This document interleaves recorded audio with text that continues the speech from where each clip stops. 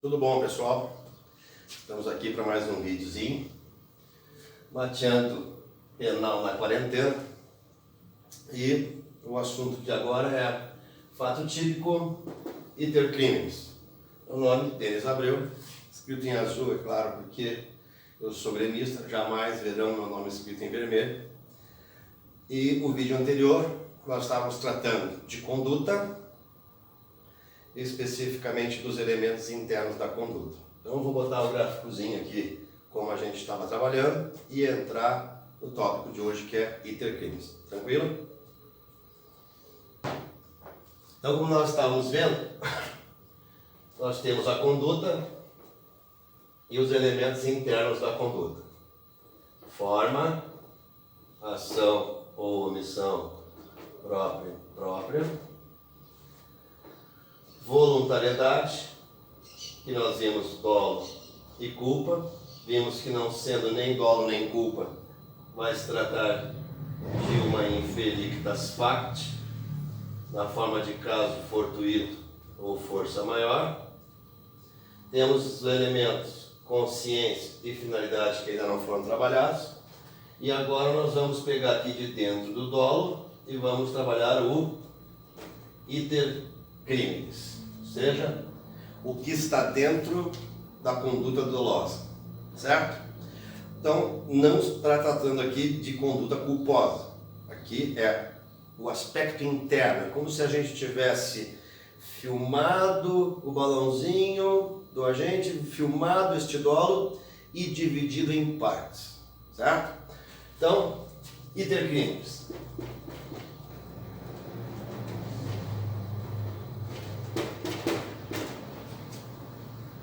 Então, o iter criminis se divide em 4 fases, basicamente. Então, fase 1, 2, 3, 4. Aqui nós temos atos de cogitação. Aqui nós temos atos de preparação. Aqui nós temos atos de execução. E aqui nós temos o resultado. Também alguns chamam de consumação. Muito bem. Então, aqui, da mesma forma, nós temos que chegar fazendo esse trajeto. Ou seja, aqui está o balãozinho. O dolo. Certo? E o dolo, então, se divide em 4 fases: ato de cogitação, preparação, ato de execução e o resultado. Cada uma destas fases é importante porque algumas delas não serão puníveis, certo? Então, eu tenho aqui internamente, nos atos de cogitação, ideação, desejo, julgamento e decisão. Então, suponha que eu decida matar minha mulher.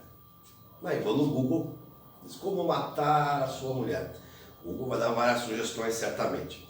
Aí eu olho lá e diz: tem essa do chuveiro, o chuveiro é muito boa, essa aqui se coloca aqui uns fiozinhos de cobre, aí quando ela acende, uns segundos depois, torna o chuveiro, dá um choque elétrico nela e aquilo tudo se dissolve e ninguém vai perceber.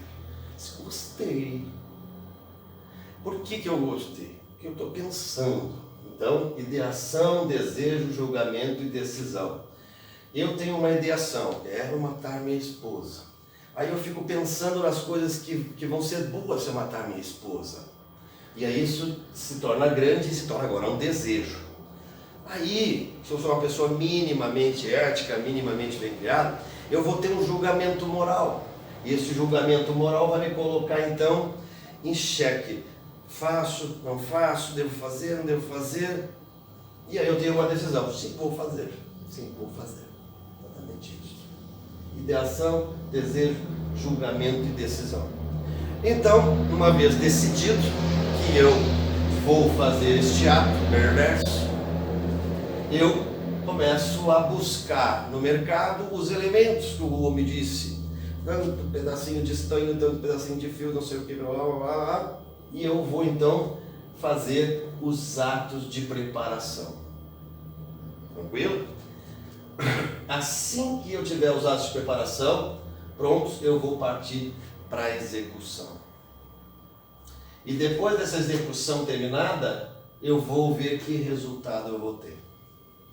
Então eu começo com ideação, dessa ideação sai da minha subjetividade e começa a se materializar, por isso são atos de preparação.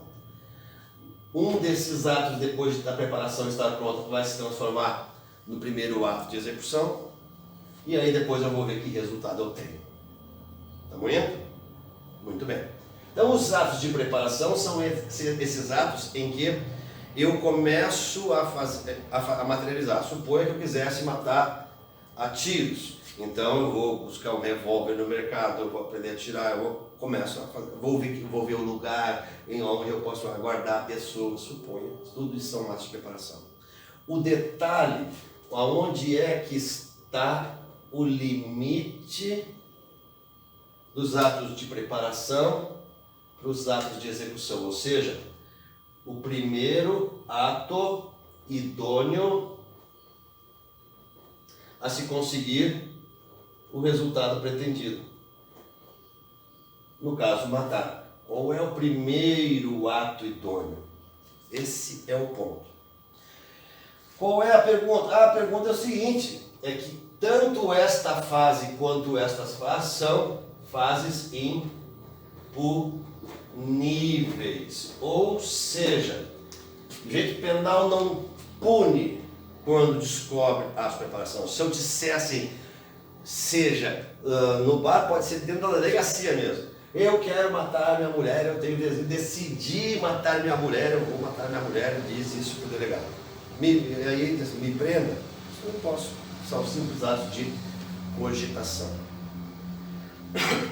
Não, mas olha aqui, eu já estou preparando, já até que consegui essa arma. Essa arma é legal? É, mas essa arma é legal, tirei lá, consegui, comprei direitinho, então não tem nada de errado. Eu espero que o senhor não faça isso, mas isso seria atos de preparação, porque eu tenho essa ideia de fazer a prática deste crime.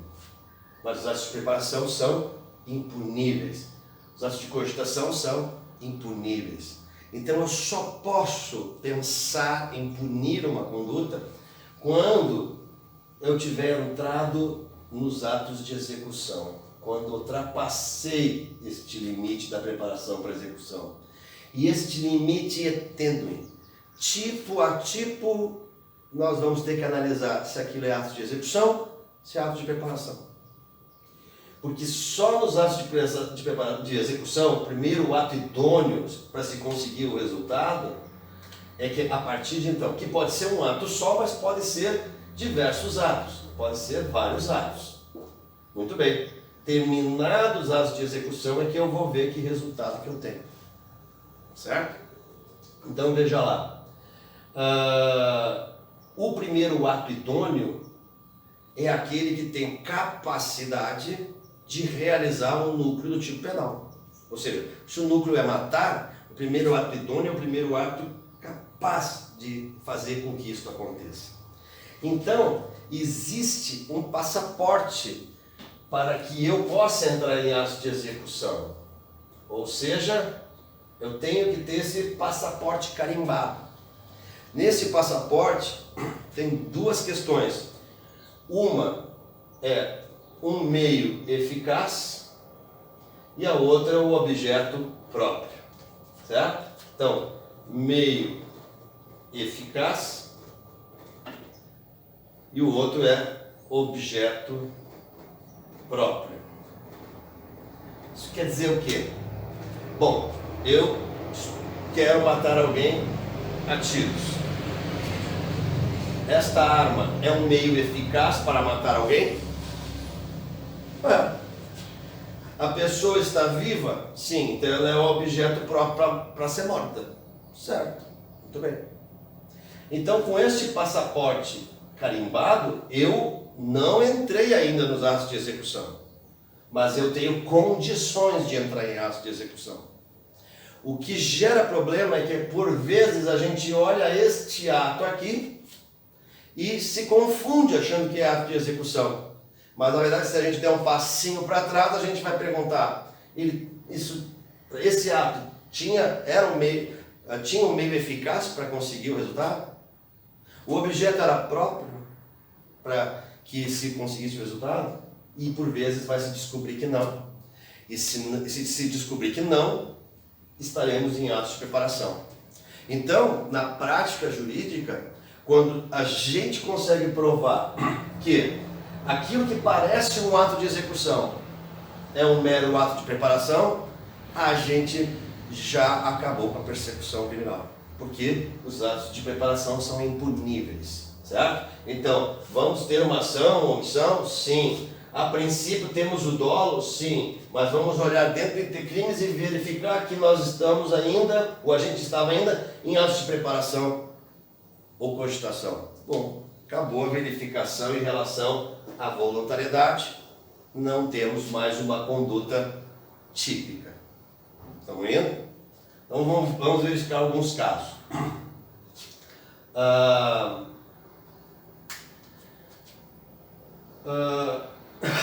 Eu vou atirar com esta arma, que a princípio é um meio eficaz. E aí eu fiz eu apertei o gatilho, clac, não disparou. Clac, não disparou, veio a polícia e disse, larga essa arma, vagabundo. Larguei a arma. Teoricamente, na esquerda, você estava tentando matar, eu vi que estava tentando matar aquele sujeito. E vão dizer que eu estava praticando ato de execução. A pergunta é, esta arma falhou. Esta arma vai à perícia e ela vai dizer, essa arma aqui não presta. Essa arma aqui não atira. Então, o objeto era próprio a ser morto, que era a pessoa. Mas o meio que eu estava utilizando era ineficaz. Portanto, aparentemente um ato de execução, mas na verdade ainda atos de preparação. Outro caso foi de uma senhora, uma empregada doméstica em São Paulo, que queria matar o patrão. E a patroa também. Então ela pegou o vidro de açúcar e colocou veneno. Era rato, da mesma cor do açúcar. Só que logo em seguida ela saiu de férias e eles contrataram uma diarista que ficou no lugar. A diarista olhou aquele pote, achou o cheiro muito ruim, botou fora, encheu de açúcar e seguiu. Quando ela voltou de férias, ela então começou, entre aspas, a praticar os atos de execução, colocando veneno no café do patrão, e até que chegou um dia em que o patrão passou mal e foi para o hospital. E aí, quando ela viu que o patrão ia morrer, a iminência de morrer, ela confessou que ela envenenou o patrão e que ela estava com raiva, mas agora estava arrependida, blá, blá, blá, blá, blá, blá, blá. Muito bem. Foram fazer a perícia e aquilo ali era açúcar. Bom, ele não é diabético, não tem problema com açúcar. Então, a pergunta, ele era um objeto próprio para morrer? Sim. Mas o meio que ela estava utilizando para matá-lo era eficaz? Não, o açúcar não era eficaz. Ah, mas ela tinha dolo, professor. Ela passou ideação, desejo, julgamento, decisão, decidiu matar o patrão. Foi lá, bom, mas ela não sabia, mas ela não tinha um meio eficaz. Portanto, por mais que ela diga, por mais que ela confesse que esse era o dolo dela, ela estava em ato de preparação, não há nada que se possa fazer, o ato é impunível, não há voluntariedade. Entendemos? Outro caso lá no Rio Grande do Sul, uma merendeira passou pela fase de cogitação e decidiu se vingar tanto dos pais quanto da diretora da escola, do prefeito, que a escola era pública, resolveu botar veneno também no panelão de comida das crianças, que era um carreteiro, um arroz carreteiro. E estava dando para as crianças, quando alguém viu lá dentro da cozinha aquela lata de veneno, mandou parar tudo. Umas crianças assim começaram a sentir uma coisinha na garganta e pararam tudo. Bom, ninguém morreu, mas prenderam ela em flagrante. E ela confessou, não, que ela tinha posto veneno. Muito bem. Então nós olhamos assim, bom, ela cogitou, botou veneno e praticou então o primeiro ato de execução. Será? Muito bem. Então, se pediu perícia. Como? Se pegou uma tigela, certo? Uma porção que era para uma criança, por exemplo, bem repleta, bem acima do que ela come, e se pediu perícia daquela tigela. Se tirou várias tigelas de diversas partes do panelão. E a perícia disse o quê? Que nenhuma das tigelas tinha veneno em quantidade necessária para causar qualquer mal à criança, a nenhum ser. No máximo uma indigestão. Então a pergunta é: tínhamos objeto próprio? Sim, as crianças, né, estavam vivas, poderiam morrer. Mas o meio utilizado não é o veneno, aquele específico que é o que a criança ia consumir. Ali, naquele específico, tinha meio eficaz? Não tinha. Então, por mais que ela mesma pensasse que estava praticando atos de execução, eram mero atos preparatórios. Tranquilo? Um cliente também acusado de estelionato. Então, o companheiro dele, com quem ele vivia na casa da avó deste companheiro, o companheiro queria dar golpes da avó, tirar dinheiro da avó. E entre outras coisas que eles fizeram, uma delas que esse cliente participou foi de fazer no computador uma multa do Detran, tá? Que teria que pagar 2 ou 3 mil. Então ela disse, olha aqui, ela chegou assim, olha aqui, mãe, avó, tem uma multa aqui, ó, no carro, aqui, ó, acho que no dia que a senhora estava usando aqui, ó, e várias multas aqui, se a senhora quiser me dar dinheiro que eu vou lá e pago. A avó olhou aquilo, achou meio estranho e disse, não, deixa, depois eu vejo. Ela olhou e disse para o seu filho que chegou depois, aqui o que me apresentaram, achei estranho, porque não é. O filho dela entrou no site e disse, mas não tem multa nenhuma, mãe. Estão querendo te enganar. E foram lá e denunciaram na polícia, fizeram notícia crimes, e a polícia foi lá, então, e gerou um inquérito que gerou um processo. Então, a gente estava respondendo por estelionato. Só que o estelionato, eu tenho que utilizar um meio, artifício, ardil, para levar essa pessoa a erro, certo? Ou, se ela já está em erro, utilizar esse meio para manter ela em erro. Por exemplo, no golpe do bilhete premiado, chega alguém do interior e está procurando uma pessoa, se vai comprar o bilhete dele que ele ganhou na loteria. Aí chega sempre alguém que faz parte do grupo e diz que é bem arrumado, sempre, né? E aí tem a vítima que está ali, e aí eu disse, não, vamos comprar junto esse bilhete dele, vamos. E aí esse que está junto aparece com uma mala de dinheiro, a vítima vai lá no banco e retira o dinheiro, e aí depois eles vão sacar, teoricamente, o bilhete premiado. Então o primeiro está induzindo a erro, levando a erro, primeiro esse senhor, a esta vítima, e o segundo, a essa vítima que já está em erro, ela está sendo mantida em erro. Então eu uso o artifício, o ardil, para fazer isso. Correto? Levar a erro ou manter em erro. Porém, neste caso, por nenhum segundo esta senhora foi levada a erro. Nenhum segundo. Ela olhou, já achou estranho e disse, depois eu resolvo isso. Ela era objeto próprio para ser vítima de estelionato? Claro. Mas o meio utilizado foi eficaz para levar ela a erro? Não. um meio ineficaz, tanto que ela em nenhum segundo foi levada a erro. Então, por mais que parecesse, e no processo, né, tanto que foi chegando até processo, parecesse que era um ato de execução, não era, eram atos meramente preparatórios. E podem olhar na jurisprudência, os atos preparatórios são impuníveis. Correto? Por exemplo, um outro tipo penal, furto. Né? Furto diz assim: subtrair para si ou para outra coisa alheia móvel. Muito bem. Então tem um primeiro movimento, que é o de subtrair, e o outro, que é acrescer ao seu patrimônio ou de outro.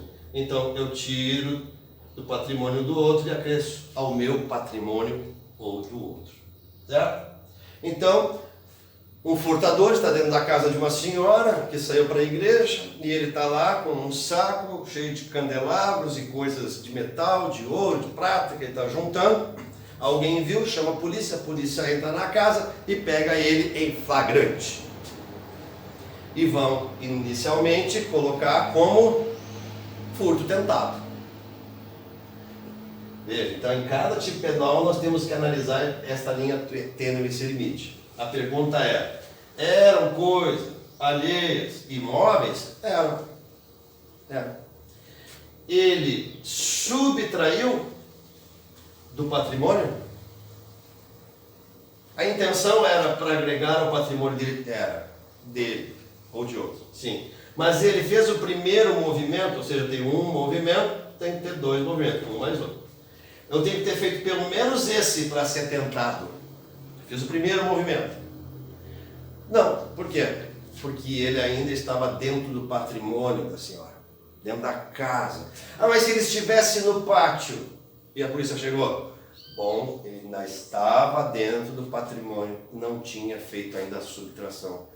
Mas que saco, então como é que é? A polícia tem que esperar ele sair? Tecnicamente sim, em função do artigo 155, que trouxe esta redação. E o que acontece? Acontece isso. A polícia pega, o advogado vai lá e diz: não, onde pegaram ele ainda eram meros atos preparatórios. Isso aconteceu em diversos lugares, como por exemplo, um supermercado. Antigamente, o supermercado tinha agente de segurança, abordavam as pessoas dentro do supermercado, levavam para uma salinha, revistavam, a pessoa estava cheia de produtos ali dentro da bolsa, né? E aí chamavam a polícia. Muito bem.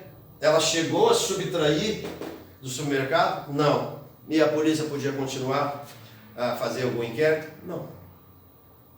Ah, então tá, então tem que passar o limite do supermercado. Sim. Passar os caixas. O limite dos caixas? Não, tem que sair pela porta. Aí subtraiu. Aí sim. E aí que a jurisprudência foi firmar? Tá, mas e o estacionamento?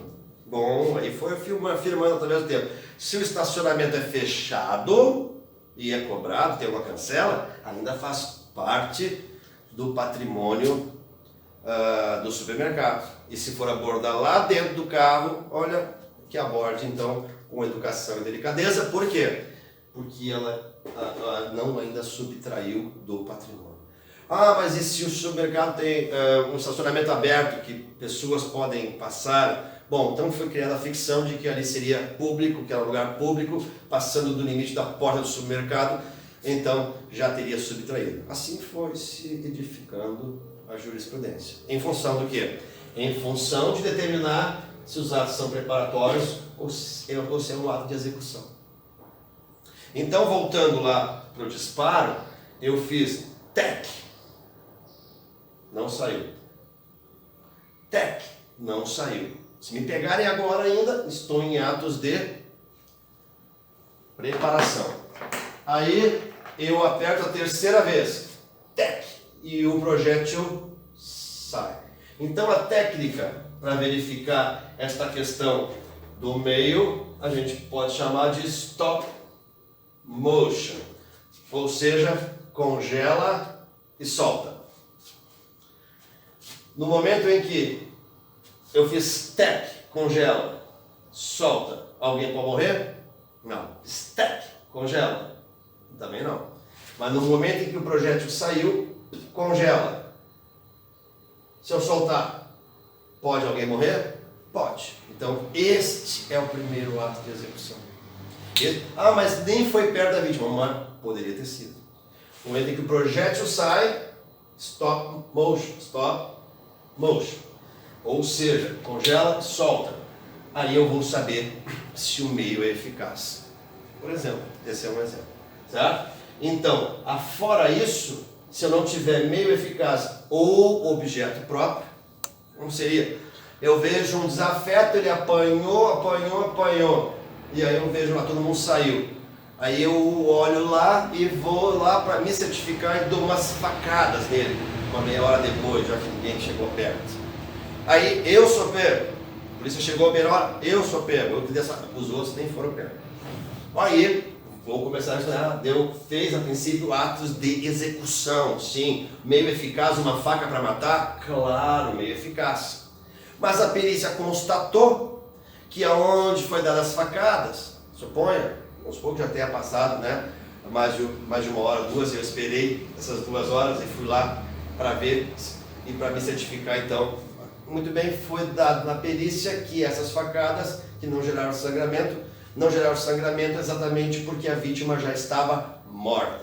O meio era eficaz para matar? Era. O objeto era próprio para morrer? Não, já estava morto. Então eu não respondo. Mas eu queria matar ele. Eu confesso, eu pratiquei uma ação, eu tinha dolo de matar. Porém, meu querido, o senhor estava em meros atos preparatórios ainda, em que pese parecesse estar em atos de execução, mas não estava. Então veja, o objeto estava morto. O máximo que seria, nem seria, mas vamos lá, vilipêndio de cadáver, qualquer coisa nesse sentido. Mas não seria. Bom, então, atos preparatórios desloca o raciocínio para um momento em que não é punível. Então, isto aqui é o pulo do gato.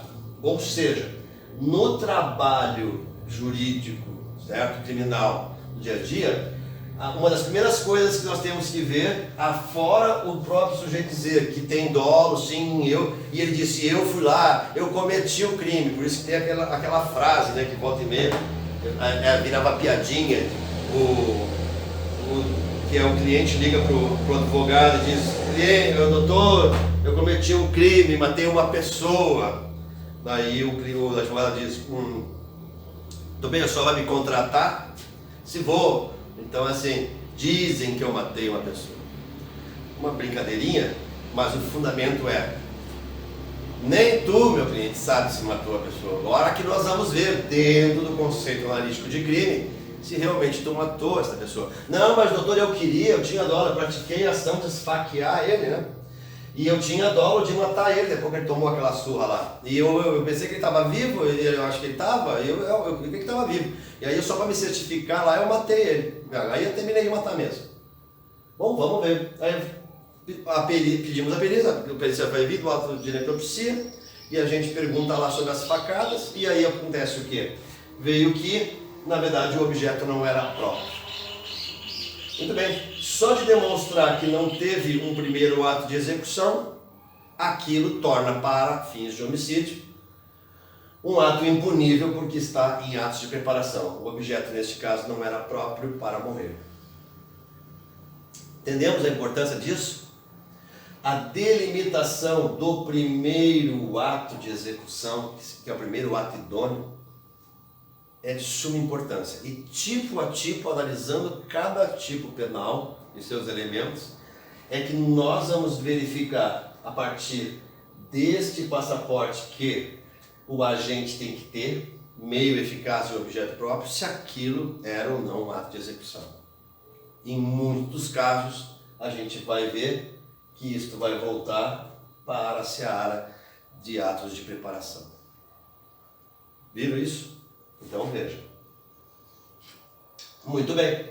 No entanto, suponha, eu cogitei, eu preparei, tinha meio eficaz e objeto próprio. Porque o que acontece, professor, se não tiver meio eficaz e objeto próprio? Crime impossível. Crime impossível. E o que é crime impossível? É quando eu não tenho ou meio eficaz ou objeto próprio. Pronto, acabou a verificação. Uma outra cliente foi pega dentro da casa dela, numa blitz da polícia, uma carabina, uma arma que era do avô dela. Muito bem. Eles usavam aquela arma para uma peça de teatro que eles faziam, coisa velha lá. Muito bem. Foi pego em flagrante, a polícia então fez a notícia crimes e ela começou a responder por posse ilegal de arma. Posse ilegal de arma. Não tinha registro, não tinha coisa nenhuma daquela arma. Ela disse, você nem sabia que isso aqui era de verdade, porque é estranha essa arma, era do meu avô. Muito bem. Na delegacia, já o delegado pediu então perícia da arma.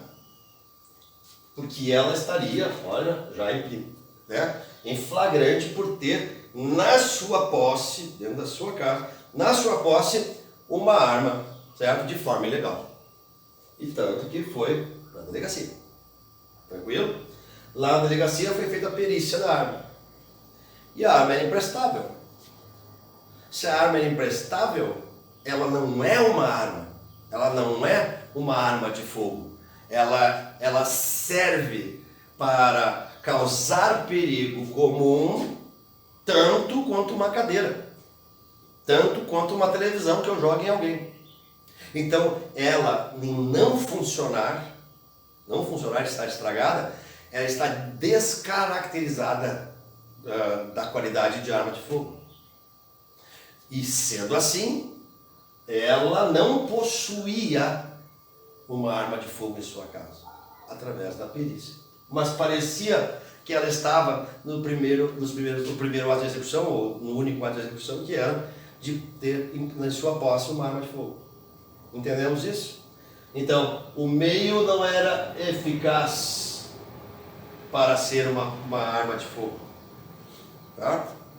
O objeto próprio, que seria, a segurança, a incolumidade pública, sim, se mantém, mas o meio não era eficaz, aquilo não era uma arma, então aquilo, na verdade, não era uma arma de fogo, descaracterizado ficou o tipo penal. Entendemos isso?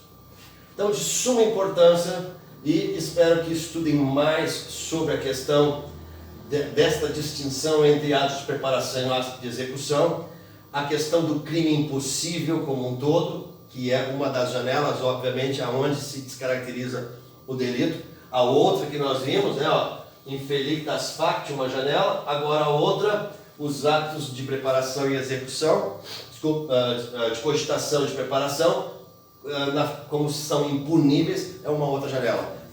Simplesmente deslumbram que o crime, ou que aquele ato não seja mais punível. Certo? Mas, suponha que eu pratiquei atos de cogitação, preparação, execução e resultado. Que resultado que eu posso ter? Então eu tenho consumação, ou seja, tentado, no caso do homicídio, consumado, tenho tentado, tenho a desistência voluntária, o arrependimento eficaz e o arrependimento posterior. Vamos ver rapidamente cada um desses.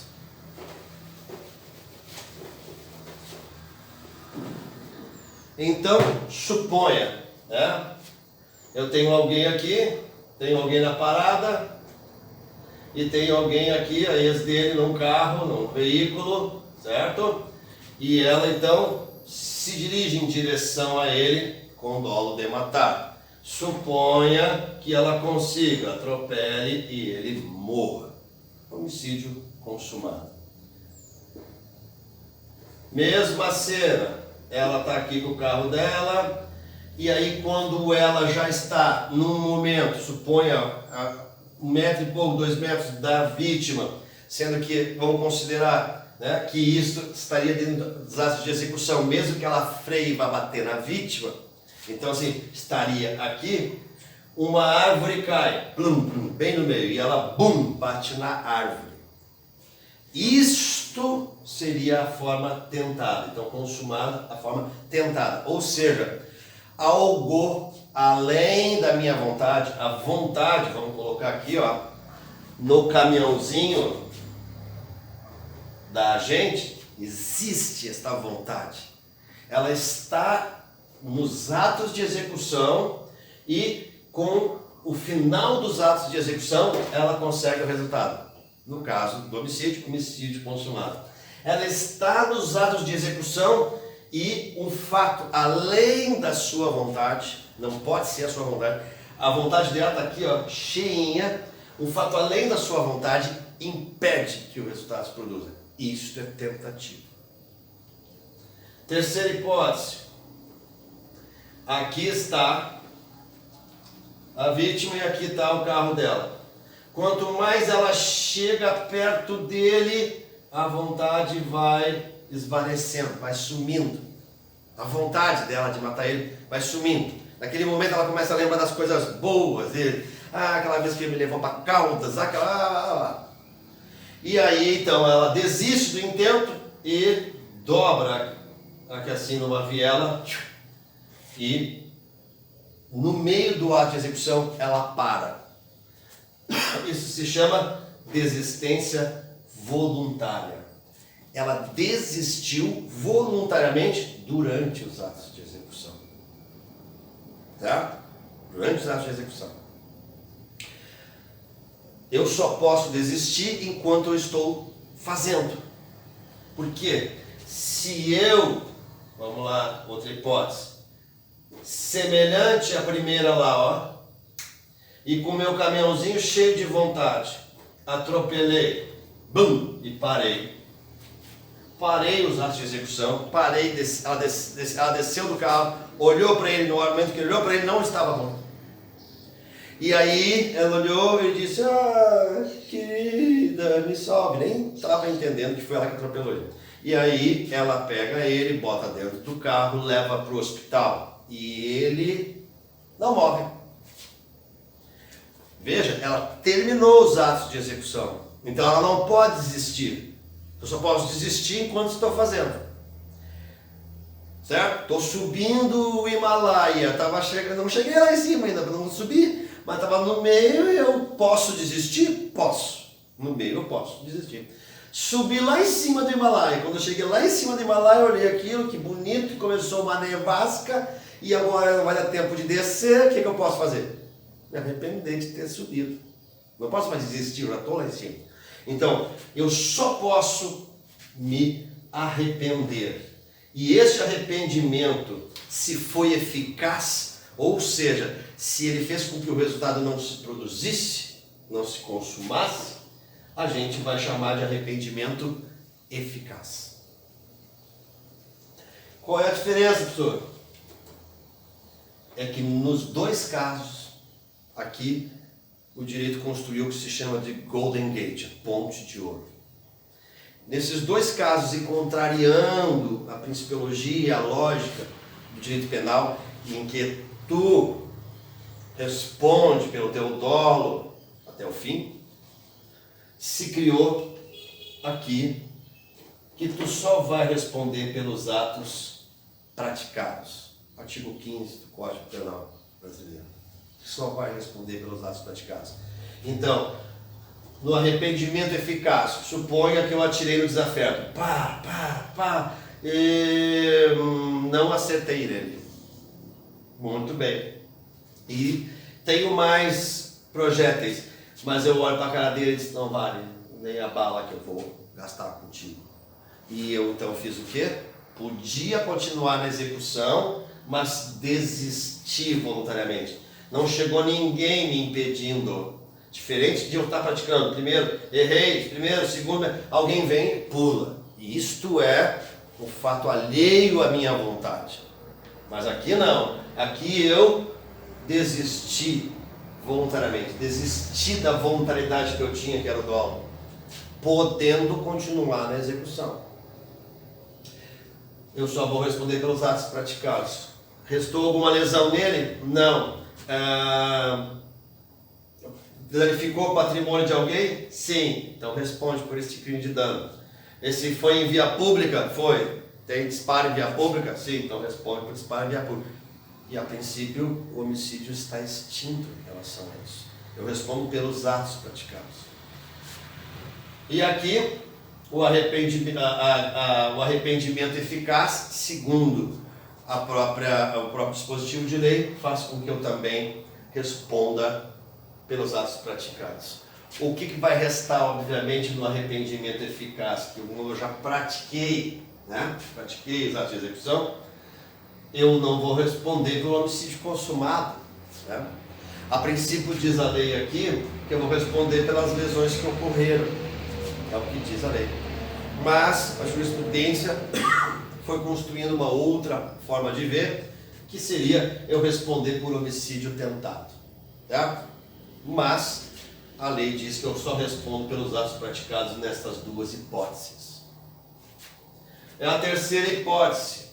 A pessoa está morta e eu vou lá no velório dela e me arrependo e conto para todo mundo que fui eu que matei. Esse é um arrependimento posterior. Serve para alguma coisa? Neste caso, não.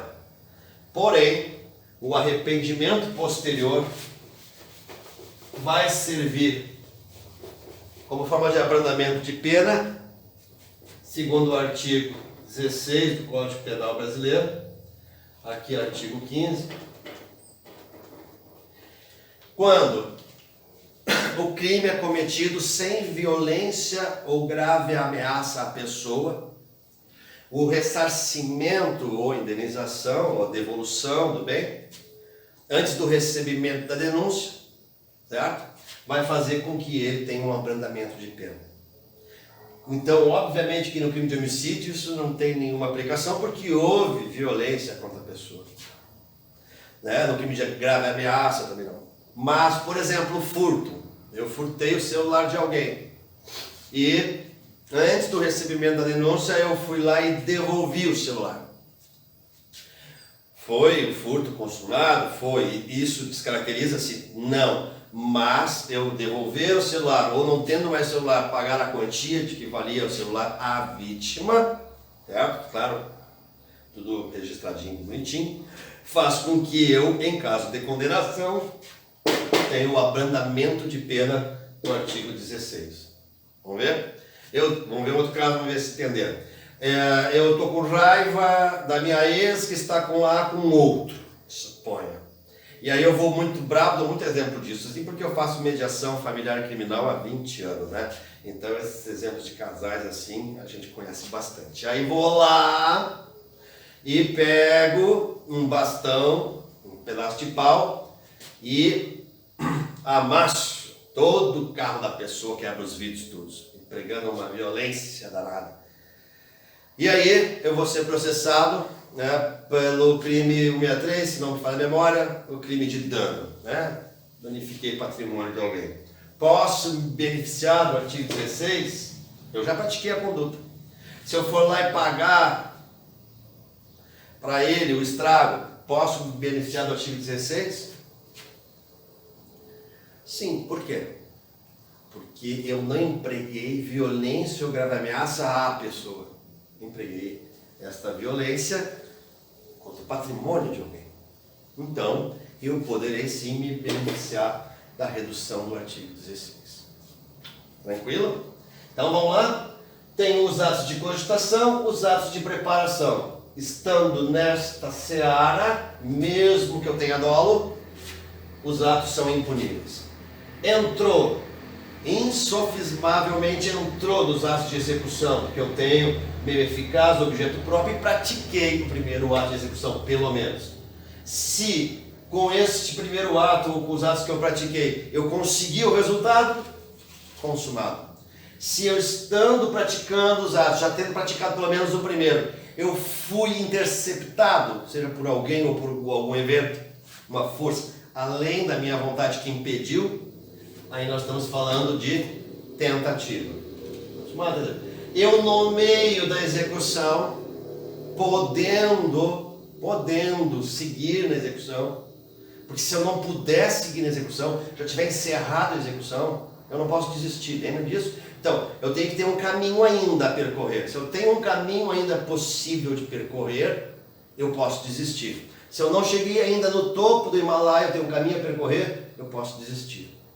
Então, se eu desisto em qualquer ponto da execução, desistência voluntária, respondo pelos atos praticados. Se eu terminei o último ato de execução, não posso mais desistir, só posso me arrepender. Mas se eu, com esse meu arrependimento, praticar atos que façam com que o resultado não se dê, arrependimento eficaz. E o arrependimento posterior também pode ser chamado de ineficaz, né? Por quê? Porque não tem função alguma, porque ele simplesmente, depois de terminar a execução, ele se arrepende sem que nenhum ato tenha sido praticado para evitar, inclusive, possivelmente se consumou. Então, o que acontece? Esse arrependimento posterior não entra na benesse do artigo 15, mas ele tem um abrandamento, uma benesse do artigo 16. Quando praticado sem violência ou grave ameaça à pessoa, e eu fizer o ressarcimento ou a devolução da coisa antes do recebimento da denúncia, vou ter um abrandamento de pena. Tranquilo? Iter criminis, que é a parte interna do dolo, ou seja, o que está dentro do dolo. Eu cogito, eu preparo, eu executo e eu obtenho o resultado. O iter criminis, uma grande chave dentro do direito penal. Tem várias questões aqui dentro da voluntariedade, como vocês estão vendo, que já desmancham a possibilidade de a conduta ser típica. Por exemplo, portanto, se não temos uma conduta típica, não temos o fato típico. Não tendo o fato típico, não temos crime. Tranquilo? Certo? Para finalizar então, dentro disso, temos dois elementos, consciência e finalidade. Então, o que a lei exige, e esses são bem simples, a lei exige que o sujeito tenha capacidade de discernimento do que está fazendo, capacidade de se auto-orientar. Então aqui quando ele fala consciência, novamente esse termo vai ser usado pelo menos 3 vezes, como nós vimos, culpa consciente com um sentido equivocado, aqui consciência num segundo sentido, também a meu ver equivocado, e um terceiro nós vamos ver lá na culpabilidade potencial, consciência da licitude, também uma forma inapropriada. Parece que o direito penal faz assim, ele importa um conceito de outra ciência, não paga o imposto e dá o sentido que ele quer aqui dentro. É incrível. Vocês vão ver isso quando estiver vendo o videozinho, por exemplo, do infanticídio. Se criou a ideia de estado puerperal, como se isso existisse. Aí nós vamos, de onde é que saiu isso? Ah, lá da medicina, possivelmente, ou lá da psicologia. Então vamos lá ver o que é isso. Aí vamos chegar lá, vamos ver que aqui chega aqui dentro, não tem sentido nenhum. 213 que fala de conjunção carnal. Conjunção carnal vem da onde? Isso é do direito? Claro que não, vem da medicina. O que é conjunção carnal? É juntar carne com carne. De qual gênero? Juntar carne com carne. Ah, mas nós, quando passa para cá, damos o sentido que quer. Ah não, conjunção carnal é introdução peniana intravagínica só. Ah, se for em outro lugar, é ato libidinoso diverso da conjunção carnal. Da onde saiu isso? Lugar nenhum. Da ficção jurídica que se cria aqui. Então, a palavra consciência aqui, que é o terceiro elemento, é tu estar consciente. Bem isso, assim, não estar inconsciente. Mas não tem sentido. Então assim, retira, vamos supor, essa consciência. Sonambulismo.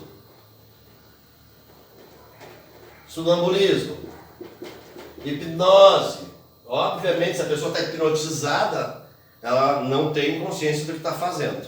Se ela está no estado sonâmbulo, de sonambulismo, ela também não sabe o que ela está fazendo.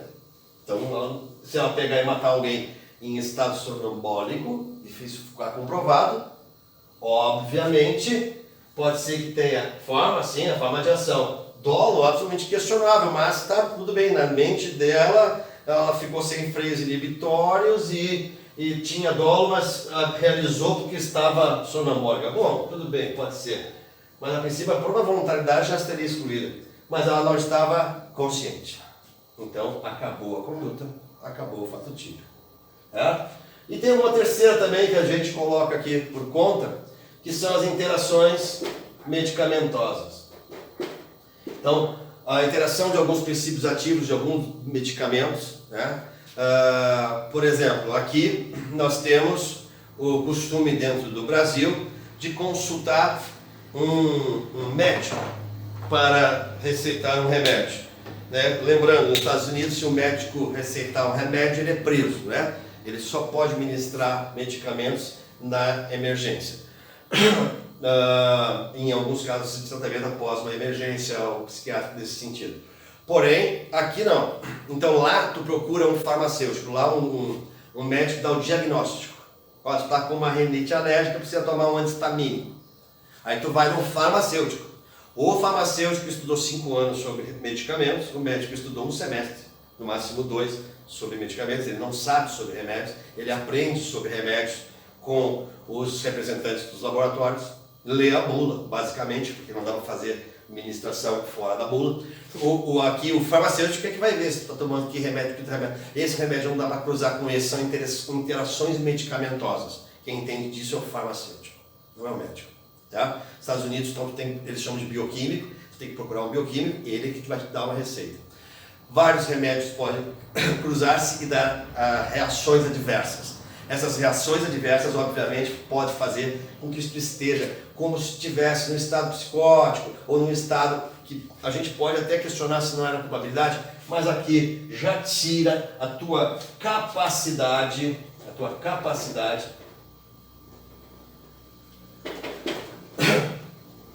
de orientar tuas faculdades mentais. Então, interações medicamentosas também entram aqui.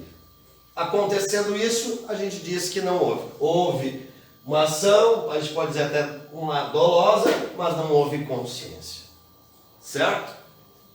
Facinho, facinho. Tem muita complicação.